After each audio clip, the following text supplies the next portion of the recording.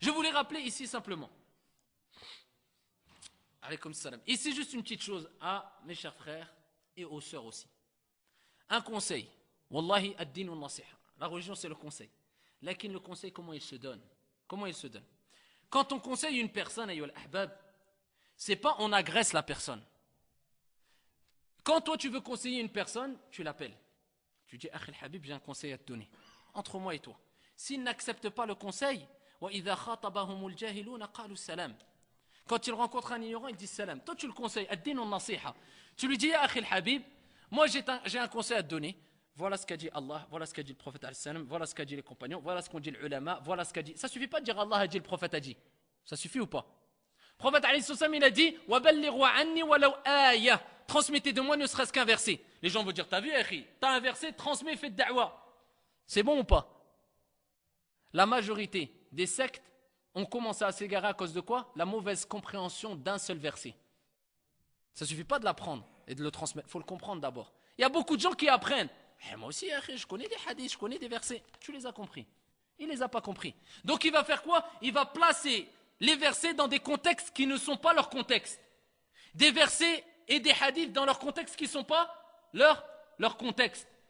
Il va être dur quand il faut être doux. Il va être doux quand il faut être dur. Yani, il va tout mélanger. Billah. D'accord. Donc ici, tu conseilles ton frère. Et avec politesse. Et tu ne dis pas, tu ne le condamnes pas directement. Tu as husnu dhann, la bonne opinion de ton frère. Quand tu as la preuve que c'est un égaré, tu lui montres le nasiha. S'il ne veut pas écouter, khlas. Ici, il fait ce qu'il veut. Lakin, toi, tu as tiré ta responsabilité. Quand on s'adresse à une personne, surtout, ici, je ne suis pas en train de faire de la pub et Allah m'en est témoin. Et Allah, il sait ce qu'il y a dans mon cœur. Je ne fais pas de la pub pour moi. Comme je dis aux frères, je ne veux pas être appelé shir ou je ne sais quoi, ou quoi encore, ou etc. De toute façon, celui qui a cette éducation de respect, il l'a en lui. Celui qui ne l'a pas, j'ai bien peur pour lui qu'il ne l'ait peut-être jamais. Qu'il ne l'ait peut-être jamais. Car s'il n'a pas ce respect-là dans la religion ou envers la science ou les gens de science, je ne sais pas envers qui et quand il aura ce respect-là. Ala kulli hal, moi je ne fais pas de la pub pour moi, abadan. Je suis une personne qui apprend comme vous et qui transmet d'après la compréhension des ancêtres pieux selon mes capacités. Lakin, quand tu vois une personne qui a un peu plus de science, un peu plus de science dans un sujet que toi, tu ne viens pas lui dire, et ça c'est Cheikh Bakr rahimahullah ta'ala qui l'a dit, et ça on avait déjà étudié ici les paroles de Cheikh Bakr rahimahullah ta'ala concernant le comportement de l'étudiant en sciences. Quand tu vas voir une personne qui a un peu plus de science que toi, il y a des comportements, il y a Akhil Habib. Tu vas pas lui dire, ya Akhil Karim, là tu as fait une erreur, donc ici tu n'aurais pas dû dire ça. Subhanallah. Le type, il sait à peine faire le dos, il vient, il condamne une personne qui lui enseigne la religion. Mais on va où, ayyuhal ahbab? C'est quoi ce comportement? Le Cheikh Bakr dit, tu n'as même pas droit de dire à une personne qui t'enseigne la religion, ya Cheikh, écoute bien, ya Cheikh, une fois tu as dit ça, donc je voulais, même ça. Tu dis, j'ai entendu ça, est-ce que j'ai bien compris? Regardez l'adab.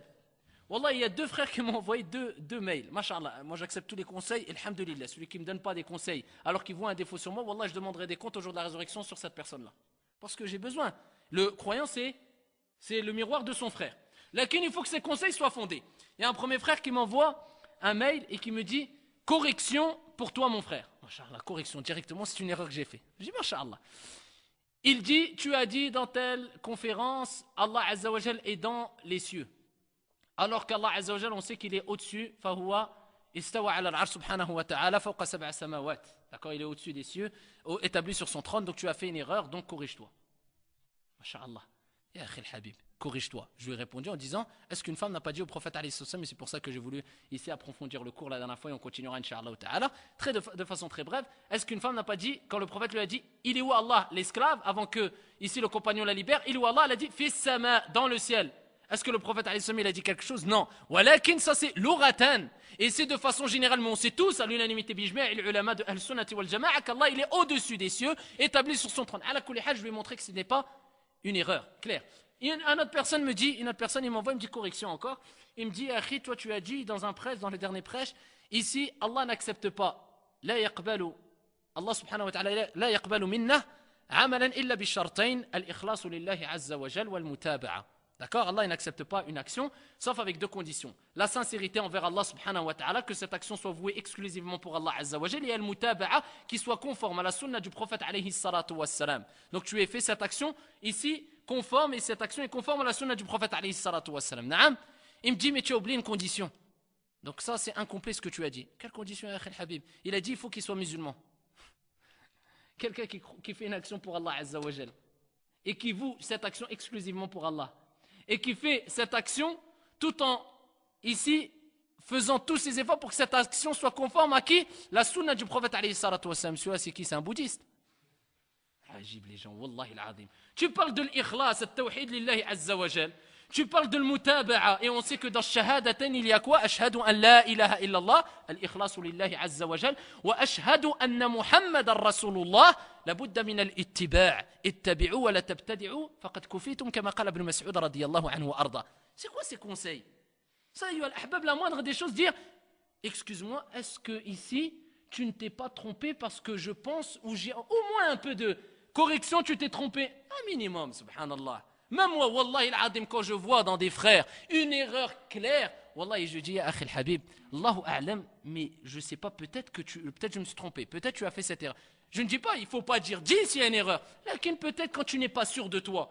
Ne dis pas tout de suite, correction, tu t'es trompé dans... Wallah, deux que j'ai reçus email et 2 qui sont non fondés. Ça c'est ajib, ayyuha al-ahbab. Et Al-Hassan et Al-Hussein, vous connaissez le récit, où ils ont vu une personne âgée une fois faire les ablutions. Ils ont vu une personne âgée faire les ablutions. Il faisait mal ses ablutions. Regardez le hikmah. Je dis, comment on va lui faire nasiha, lui? Je dis, subhanallah, il fait mal ses ablutions. Je dis, regarde ce qu'on va faire. On va aller le voir, on va lui dire, chauffe shir.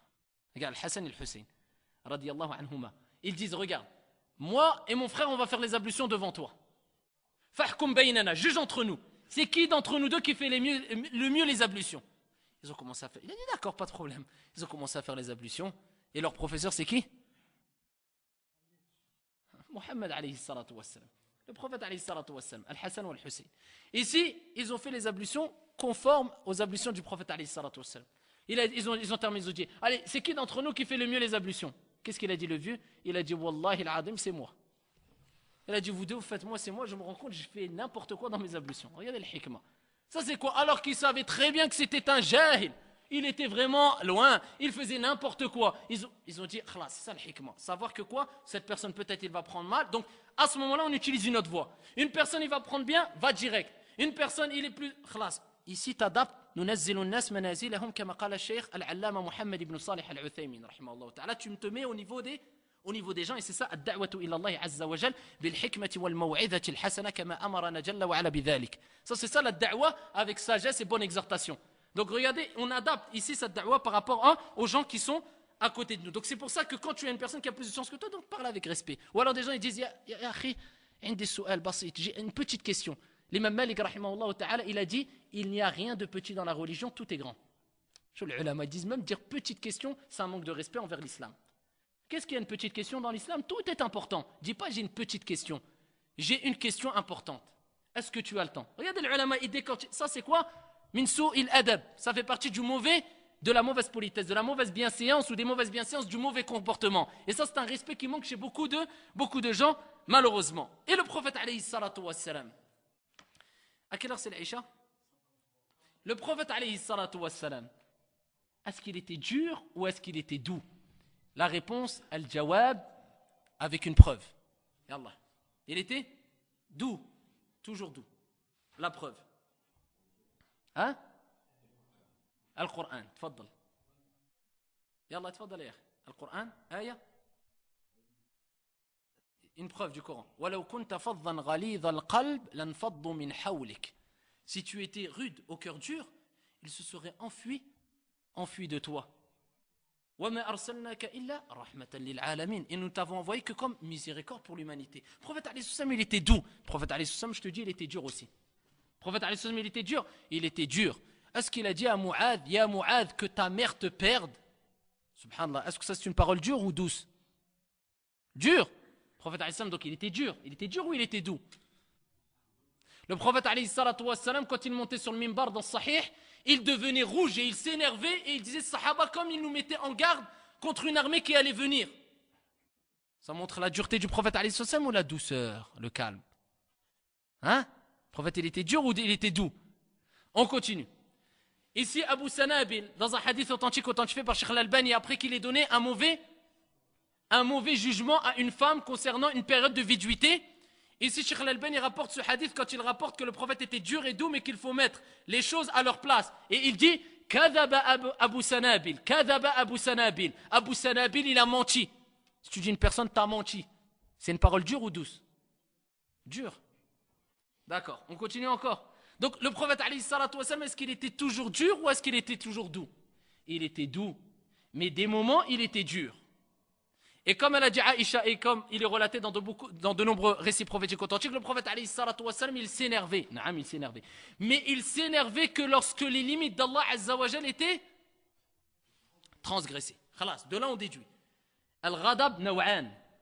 La colère, elle est de deux types. La colère interdite et la colère qui est autorisée, quelquefois obligatoire. Wajiba, obligatoire. La colère obligatoire, c'est quand quoi? Les limites d'Allah Azzawajal sont transgressées. Là, ça devient obligatoire. Car le prophète, dans de nombreux récits prophétiques authentiques, il s'est mis en colère quand les limites d'Allah Azzawajal étaient transgressées. Amma, c'est quand ici, par exemple, tu dois te mettre en colère simplement parce qu'il y a ton enfant qui crie ou des choses comme... Non, on applique tous les récits prophétiques authentiques concernant la colère. Où le prophète, il a dit dans un hadith authentique par Cheikh Al-Albani, la taghdab wa lakal jannah. Ne t'énerve pas et tu as le paradis. Dans un autre hadith authentique, le prophète a dit, toute personne qui est en colère et qui retient sa colère alors qu'il peut extérioriser sa colère avec une traduction approximative au jour de la résurrection. Yawmul Qiyamah, Jalla wa Ala va l'appeler devant toutes ces créatures et va lui dire, choisis la femme ou les femmes parmi les ouris du paradis que tu veux. Ça c'est quoi? Celui qui a quoi? Qui a retenu sa colère. Le prophète fait sahih, il a dit, celui ou le vrai homme, c'est pas celui qui extériorise sa colère quand il s'énerve, c'est celui qui retient sa colère quand il s'énerve. Ça c'est l'homme. Ça c'est le vrai croyant, l'homme fort. Le vrai homme fort ou l'homme fort plutôt c'est celui qui retient sa colère quand il est énervé. D'accord. Mais concernant la religion ash-shar', celui qui ne se met pas en colère, qui n'a pas de jalousie sur sa religion, qui révise son iman parce qu'il quoi? Il ne suit pas la sunna du prophète Clair. Si quelqu'un dit, ton père a dit ceci et cela, Habibou, encore je vais l'agresser, il va dire toujours moi. Habibou, quelqu'un va dire une chose sur ton père, et tu sais pertinemment que c'est un mensonge, et il ment sur ton père, ça va te faire mal ou pas? Est-ce que tu vas vouloir te mettre en colère ou pas? D'accord. Quelqu'un qui ment sur la meilleure des créatures, de la créature sur la surface de la terre, Mohammed alayhi salatu wassalam, est-ce que tu dois te mettre en colère ou pas? Man yaqul alayya man lam aqul falyatabawwa maq'adahu minan nar. Comment tu vas pas te mettre en colère alors que le prophète il dit, celui qui dit une chose sur moi que je n'ai pas dit, qui cherche sa place en enfer? Tu dois te mettre en colère. Ton père, tu te mets en colère. Ah, mais quand c'est le prophète, la religion, c'est autre chose. Laisse-moi tranquille. Ah, là on comprend mieux. Le prophète, quand ça touchait la religion, il se met en colère. Ça ne veut pas dire que quoi? On va voir un non-musulman dans la rue qui n'est pas d'accord avec l'islam, on va aller le frapper. Ah ben non, ça c'est Char, il est contre l'islam, je l'ai vu, il a dit ici dans un article, je suis contre les musulmans, je vais... Non, abadan, on respecte les musulmans, les non-musulmans, même s'ils m'écoutent, on vous respecte, masha'Allah. Lakin, ici je parle de la colère contrôlée. C'est pas la colère al-ghadab et tu vas et tu tapes, non. C'est la colère, c'est-à-dire tu éprouves ce sentiment de jalousie pour ta religion, de colère. Tu t'énerves mais tu contrôles cette colère. Comment le prophète alayhi salam contrôlait cette colère? Il disait des paroles secs, d'accord? Et il devenait rouge. D'accord? Il se mettait en colère, quelquefois il haussait le ton pour le haqq. C'était le prophète alayhi salatu wassalam, pour le haqq, pour la vérité. Mais autrement, son comportement habituel, il était connu pour être quoi? Une personne douce. Et ça, c'est une personne qui est dans le haqq. Quand cette personne-là, tu le vois, il est souriant avec tout le monde. Il est généreux avec tout le monde, il est gentil avec tout le monde. Mais quelquefois, tu entends, il s'est énervé. Ne dis pas, celui-là, il mélange tout. Non. Maintenant que tu as compris la religion, ya akhi al-habib. C'est pour ça qu'on dit, on a besoin de quoi? Man yuridillahu bihi khayran yufaqihu fi din. Comme قال Ibn Hajar rahimahullah ta'ala, ay yufahimhu. Il va lui faire comprendre cette religion. On a besoin de quoi? Al-fahmu sahih fi din. Al-fahmu daqiq, avec précision. Tu vas te dire pourquoi il s'est mis en colère? Eh bien, il y a une personne qui a dit, le prophète alayhi salatu wassalam a ordonné de mettre le mimbar à gauche du mihrab. Il a menti sur le prophète et la personne s'est énervée parce qu'il ne voulait pas comprendre. Est-ce qu'il avait le droit de s'énerver? Est-ce que j'avais le droit de m'énerver? Khalas. Est-ce que ça veut dire que tu le frappes dessus? Non. Mais tu parles sec quand il reste têtu. Il reste têtu. Tu lui donnes l'adilla, oui, mais. Qu'est-ce que tu veux faire avec cette personne-là? Et surtout quand tu vas appliquer le verset coranique. Là qu'il y a des gens qui regardent autour. Ah, il ne faut pas laisser les gens partir avec shubuhat. C'est entre toi et lui, pas de problème. Il y a des gens qui écoutent autour. Non, il faut montrer al-haq. Bayanul haq wajib, c'est obligé. Là, tu montes, tu clarifies la vérité. Tu lui apportes les preuves. Et plus il restitue, plus tu montes de ton. Ça ne veut pas dire que tu le frappes, mais après que tu as fini la conversation, machin, cœur blanc. Cœur blanc, tu fais dua pour lui, si tu le vois, embrasse-lui la tête, machin. Mais sur le champ, quand on est dans le niqash, quand on est dans le jidal, quand on est dans la confrontation, c'est-à-dire ici la confrontation, on est dans la conversation religieuse, et il restitue, et il ment sur le prophète, pas de rigolade, il faut être clair. Il faut être clair, il faut être dur. On a bien expliqué c'est quoi dur. C'est pas violent, abadan, c'est dur. Monter un peu de ton. Ça, c'est quoi? وخير الهدي هدي محمد صلى الله عليه وآله وسلم. La meilleure des guidées, c'est la guidée de qui? Muhammad alayhi salatu wassalam. Si quelqu'un me contredit, qu'il apporte une preuve. Et là, on ne mélange pas tout. On a montré que le prophète était doux, et on a montré que le prophète était doux comme personne n'a été doux sur la surface de la terre. Un homme est rentré dans la mosquée, on avait étudié le hadith, et il a uriné dans la mosquée, un bédouin. Le prophète alayhi sallam, sahaba, ils se sont levés, il a dit, laissez-le finir. Et le prophète alayhi sallam, la douceur, al-hikmah. Pourquoi? C'était un bédouin, il ne savait pas. Mais si quelqu'un maintenant il était rentré à l'époque du prophète alayhi sallam, il savait que c'était haram, mais il s'est dit je vais les provoquer, je vais aller uriner sur eux les musulmans. Le prophète alayhi sallam il l'aurait laissé. C'est pareil pas? C'est pas pareil. Comme قال العلماء, et on avait étudié avec la parole de Cheikh Al-Uthaymin rahmatullahi alayhi, il dit ça c'était un ignorant, jahil, c'était un bédouin, arabi. Arabi, c'est quoi? En langue arabe, c'est un bédouin. C'est pas un arabe, c'est un bédouin. Donc un bédouin, ils étaient éloignés de la ville. Ils étaient réputés pour, à l'époque en tout cas, ce n'est plus le cas au jour d'aujourd'hui, comme ils disent al-ulama, ils étaient réputés pour quoi? Al-jahl, l'ignorance. Donc ici, il y avait une raison, et voilà pourquoi le prophète alayhi salatu wassalam avait réagi de la sorte. Et ici, je cite un dernier hadith authentique, où le prophète alayhi salatu wassalam était rentré chez lui, et il avait vu Aïcha radiyallahu anha wa ardaha qui avait mis des rideaux avec des représentations sur les rideaux de formes qui ont une âme. Le prophète alayhi salatu wassalam, il est devenu rouge et il a dit à Aïcha radiyallahu anha wa ardaha ashaddu nas adhaban yawm al-qiyamah al-musawwirun. Les gens qui auront le plus dur châtiment au jour de la résurrection, ce sont ceux qui reproduisent une image, d'accord, une image comportant une âme.